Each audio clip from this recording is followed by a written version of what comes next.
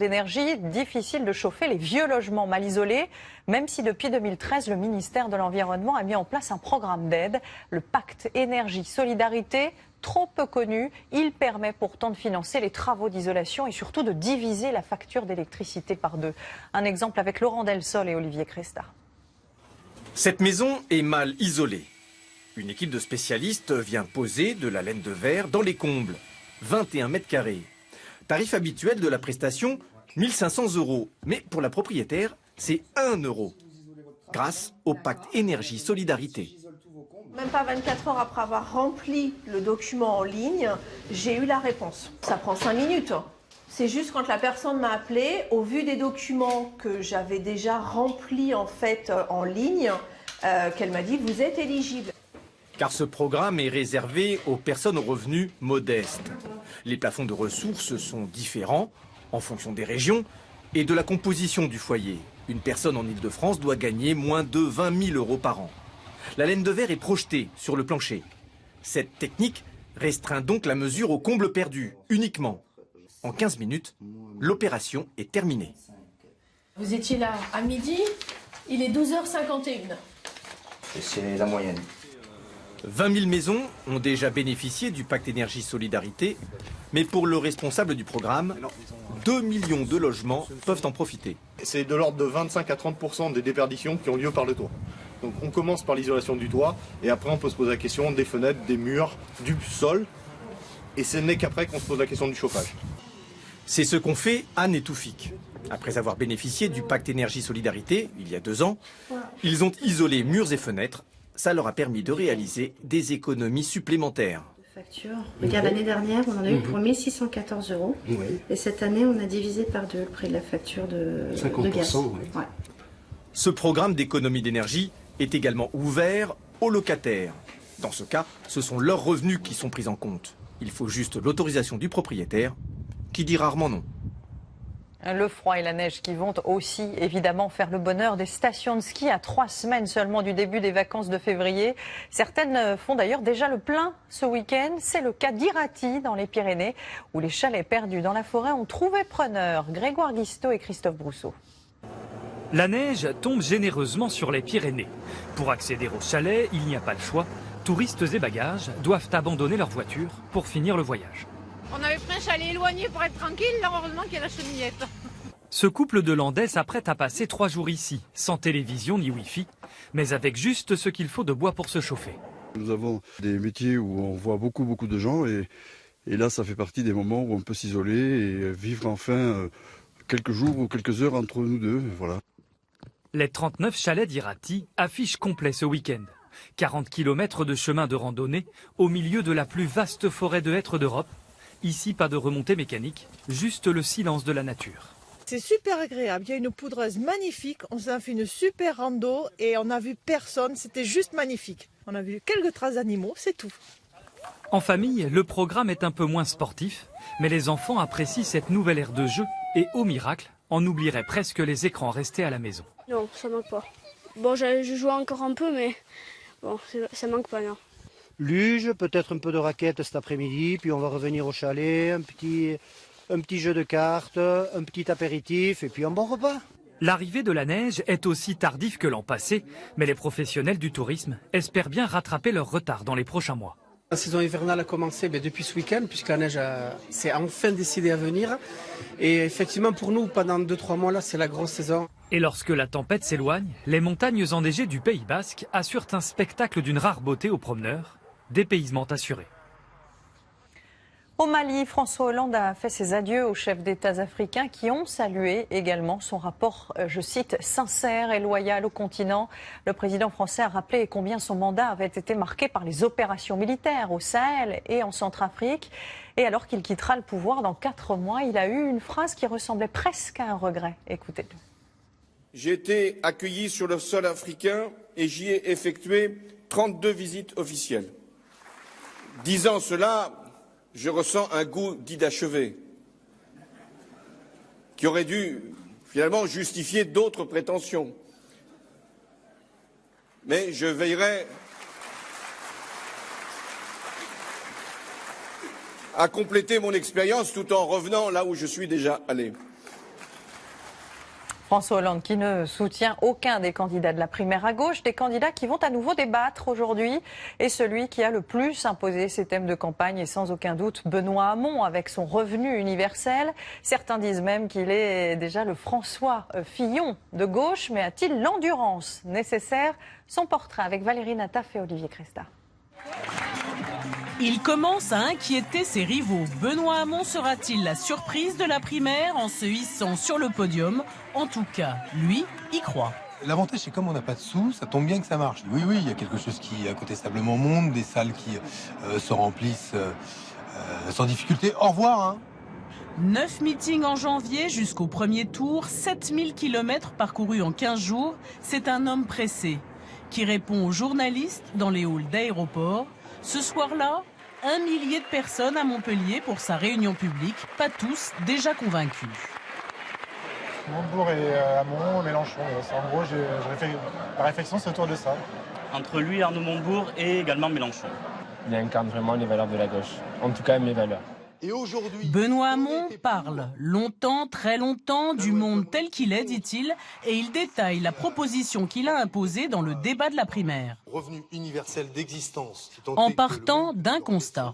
D'ici 20 ans en France, 3 millions d'emplois seront détruits par la révolution numérique. C'est sa mesure phare. Le revenu universel, il est le moyen de permettre à chacun, notamment les plus vulnérables, de retrouver de l'autonomie et de la maîtrise sur sa vie. C'est-à-dire de décider de travailler moins parce qu'il a un revenu universel, son perte de pouvoir d'achat.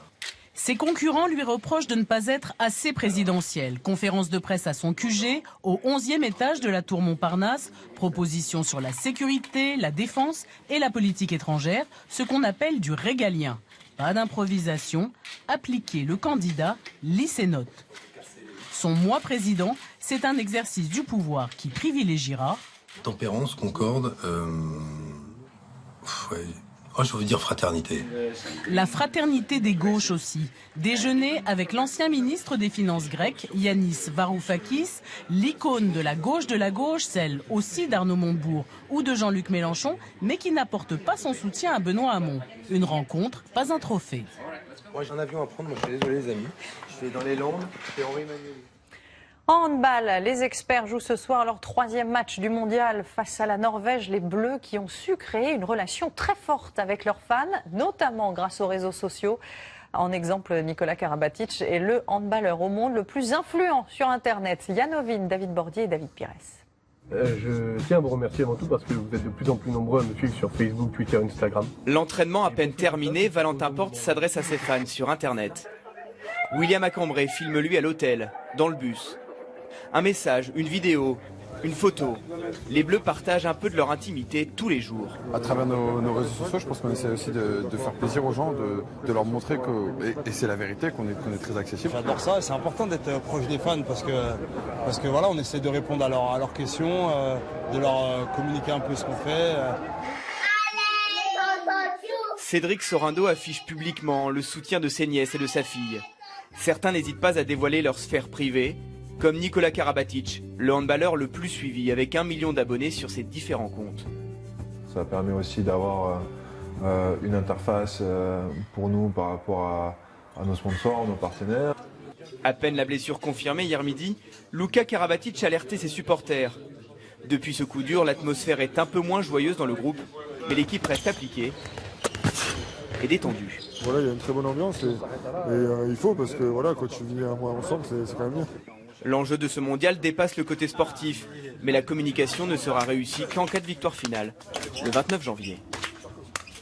Et 6 mois après les Jeux Olympiques de Rio, prenons des nouvelles de nos médaillés qui, pour la plupart, n'ont pas vraiment pris de vacances.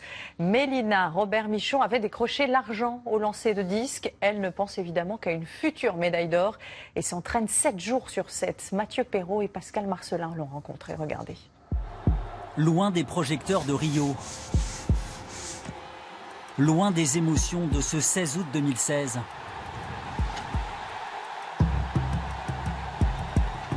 La médaille d'argent est aujourd'hui rangée sur une étagère. Dans la lumière d'un petit matin d'hiver, Mélina Robert-Michon retrouve son quotidien et son container dans un coin du parc de Paris. C'est des entraînements, donc il y a des plus légers, des plus lourds, il y a tout ce qu'il faut. À 37 ans, la majorité des athlètes est déjà à la retraite. Cette mère de famille, elle, ne pense qu'à améliorer encore ses performances. Ça tourne un peu. Bah, tu veux aller vite, poser pied gauche et tu tournes dans le bassin au lieu de rester dans tes jambes. Je sais que j'ai encore des choses à aller chercher, je sens que j'ai encore des choses à améliorer, que je peux progresser, donc c'est tout ça qui me motive à venir encore. Elle veut une médaille d'or, donc pour avoir une médaille d'or, il ne faut pas se reposer sur ses lauriers, il faut retourner travailler. Cela tombe bien, Mélina ne compte jamais ses heures sur un stade. Elle est comme son entraîneur, quoi. On est ce qu'on appelle des besogneux, quoi. Là, on n'aime pas trop se mettre en avant. Et ce n'est pas du côté de Colombes qu'on vous dira le contraire. C'est ici, en Isère, que Mélina Robert-Michon a grandi, dans la ferme familiale. Elle a toujours été battante. Quand elle décidait quelque chose, elle aimait bien y arriver. Toute petite, c'était comme ça. Et puis, oui, finalement, elle est arrivée à ce qu'elle voulait. Une médaille olympique, décrochée à sa 5e participation aux Jeux. L'argent du bonheur, c'était son bonheur, mais c'était son bonheur partagé par toute la famille. Et puis, ça nous avait tous fait pleurer aussi. De ces moments, la famille Robert-Michon garde des souvenirs, des photos soigneusement consignées. Mélina, elle, pense déjà à la suite, aux championnats du monde de Londres l'été prochain, pour lesquels elle est plus ambitieuse que jamais. Une médaille d'or et un record de France, ouais, ça aurait de la gueule, ouais. Voilà pourquoi elle continue à s'entraîner 3 fois par jour, même le dimanche. Une histoire de passion pour une discipline qui lui permet tout juste de gagner sa vie. Autre passionnée, l'actrice Karine Viard, que vous pouvez retrouver en ce moment au théâtre. Sa pièce Vera est en tournée un peu partout en France. Elle y incarne une directrice d'agence de casting sans pitié. Sylviane Mondet et Cédric Even. Vous voulez dire que les acteurs sont souvent dépressifs? Oui, tout à fait. Mais les acteurs en général ou les acteurs que vous représentez? Karine Viard est Vera, une femme qui s'est faite toute seule. Vous savez que j'ai fusionné avec le Global Casting de Londres. Maintenant, je représente leurs clients européens. Et elle dirige de main de maître une agence de casting avec tout le cynisme nécessaire. Ton physique n'est plus à la mode. Bon, écoute, tu as beaucoup pris, surtout du bas. Tu fais gros tas avec ton gros cul et ton gros bide, voilà ce que tu fais. Une pièce qu'elle porte de bout en bout, avec ce qu'on lui connaît d'humour, d'énergie et de détermination. Je dois me préparer parce que j'ai encore 2 avant-premières ce soir. Il tenait à Karine Viard, autant qu'au metteur en scène, de faire connaître en France l'auteur de cette pièce. C'est une critique du libéralisme, évidemment. C'est bien pour les ados, par exemple, de venir voir cette pièce. Quand il y a juste le royaume de l'argent, quand juste ce qui compte, c'est sa propre réussite. Alors, quel monde on tricote, en fait? Pardon, papa. Après une ascension fulgurante, Vera sera broyée par la machine qu'elle avait mise en place. Une histoire féroce, cruelle et drôle, mais surtout actuelle. Et c'est loin, très loin de notre civilisation que nous allons partir pour notre Zoom. Nous vous proposons aujourd'hui un voyage exceptionnel au sud de l'océan Indien. Pendant plus d'1 mois, nos envoyés spéciaux Fulvio Daguano et Tanguy Tuot ont partagé la vie des militaires du Nivose. C'est une frégate de la Marine nationale. Leur mission, surveiller les îles françaises de ce bout du monde, mais aussi garder un œil bienveillant sur les skippers du Vendée Globe. Un récit de Sylvain Milenvoix et Cédric Aguilar.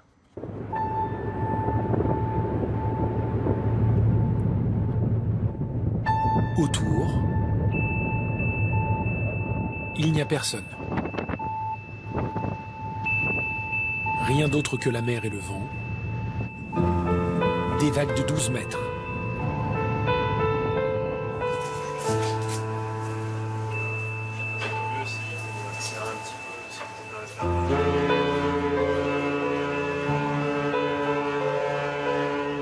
Le Nivose, seul face à l'océan.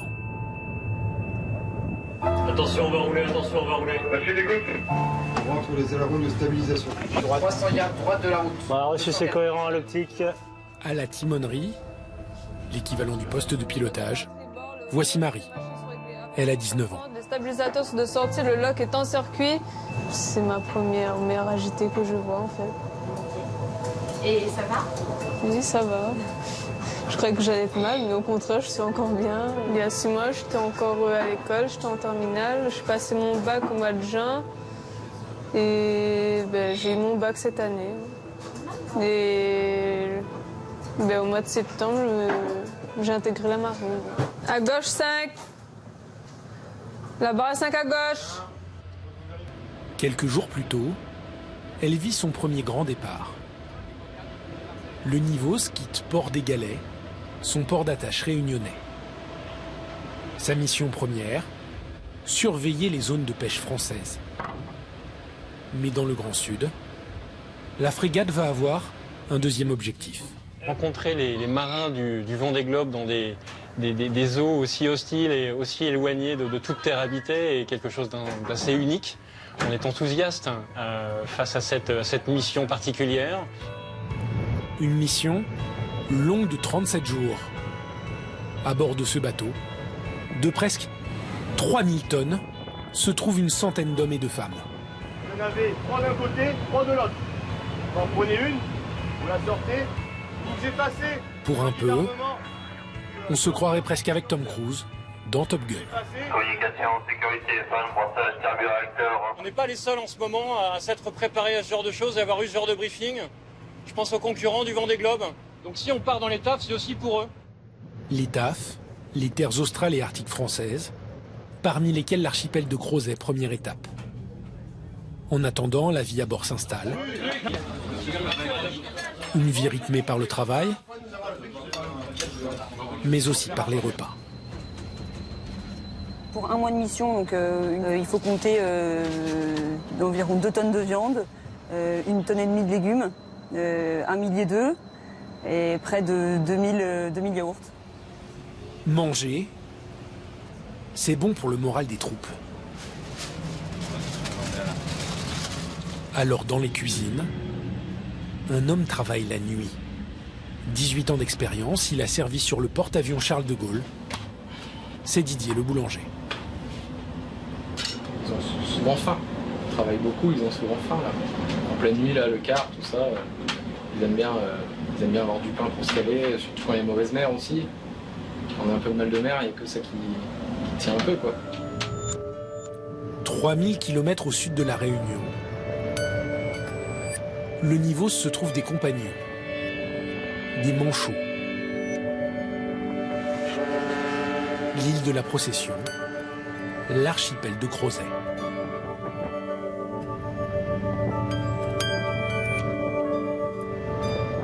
I see it all and nothing. I see it. Pourtant, les conditions de mer ne permettent pas d'y établir le mouillage. Le commandant doit prendre une décision. Il faut repartir. I see it.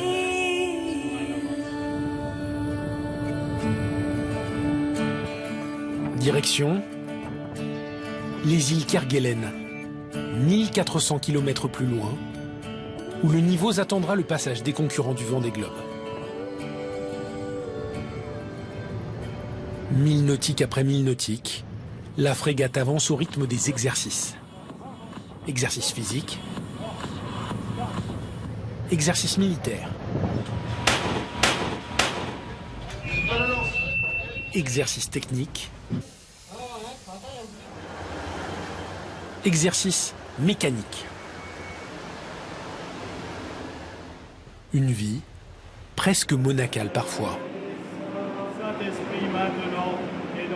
La messe est dite dans le hangar de l'hélicoptère, car le Nivos est d'abord un bateau de guerre.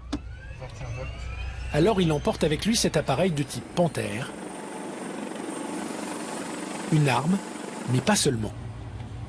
On peut être amené à aller récupérer des marins en perdition, un naufragé, donc on est entraîné, on s'entraîne régulièrement à ce genre de mission.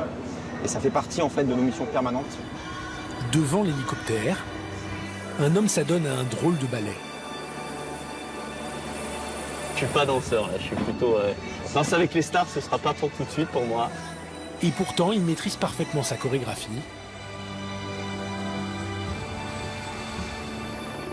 C'est le chien jaune. C'est ainsi que la marine nomme le guide de l'hélicoptère au décollage et à l'atterrissage. À quelques milles nautiques du Nivôse, après 13 jours de mer, les îles Kerguelen.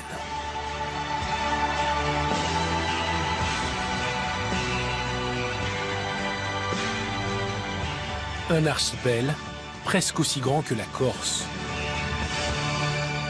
où la montagne se noie dans les embruns. Un morceau de France, perdu dans l'océan Indien.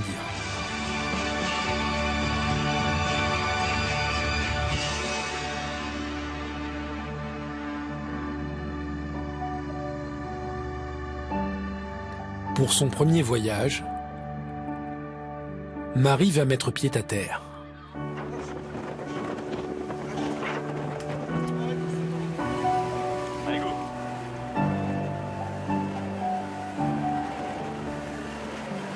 La température qu'il y a ici, c'est pas évident d'affronter ce froid là.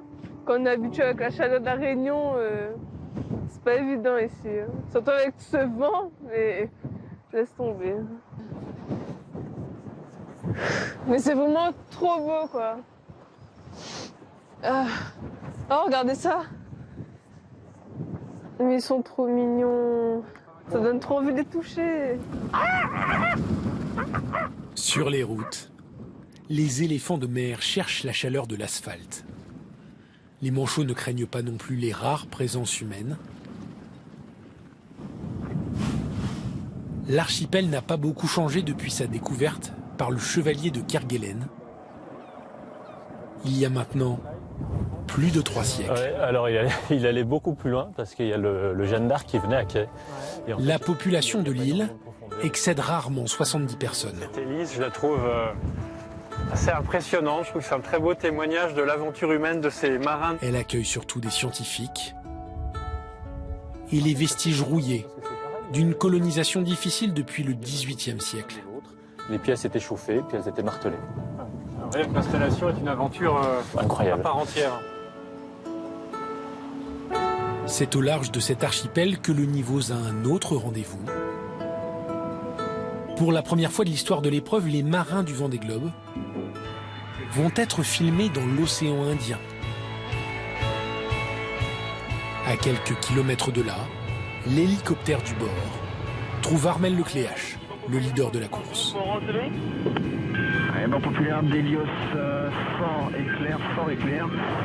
Bonjour, et donc au nom de toute la frégate Nivôse, on vous salue bien, et donc du coup on présente également tout notre respect pour tout ce que vous êtes en train d'accomplir pour cette magnifique course. Banque Populaire et le Nivôse naviguent bord à bord. Au large des Kerguelen, c'est sympa, on a du monde à côté de nous, là ça fait plaisir. Le Nivôse, il nous accompagne depuis un petit quart d'heure.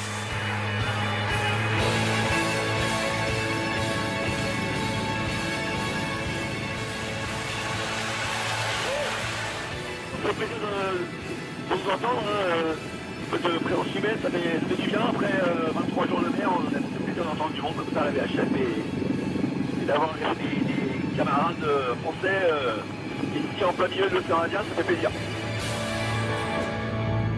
Quelques dizaines de milles nautiques derrière Armel Lecléache, le deuxième de la flotte se profile. C'est le Gallois Alex Thompson. Monsieur le boss, this is Helios on channel 16. Pas envie de nous parler.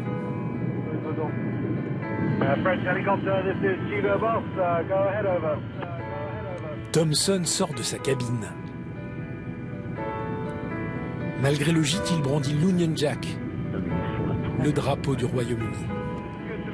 Somebody like Armel, he keeps the pace, it makes me work hard, and makes it very interesting. Hi guys, well I've just gone past the Kerguelen Islands and the French TV station TF1 stuck a naval helicopter up there with a cameraman, and they came and had a look. It was quite windy, 25 to 30 knots. I guess I won't see the footage until I get home, but no, it was nice to see some other people. Des gens, des militaires, repartis accomplir la mission que leur a confiée la Marine nationale, faire respecter la souveraineté française dans des zones de pêche exclusives. Une quinzaine de jours de mer, d'exercices, d'intervention, attend désormais le Nivose, avant qu'il ne retrouve son port d'attache, à La Réunion. Et c'est la fin de ce journal après ce magnifique zoom. Ce soir, ne manquez pas l'interview de Ryan Gosling que j'aurai le plaisir de recevoir à 20h pour le film La La Land, grand favori des Oscars. Mais dans un instant, place à grand reportage qui nous fait partager le quotidien de 3 vétérinaires.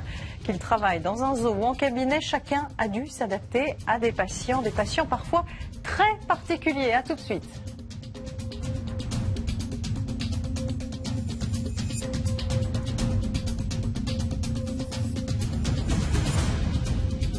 Après quelques semaines de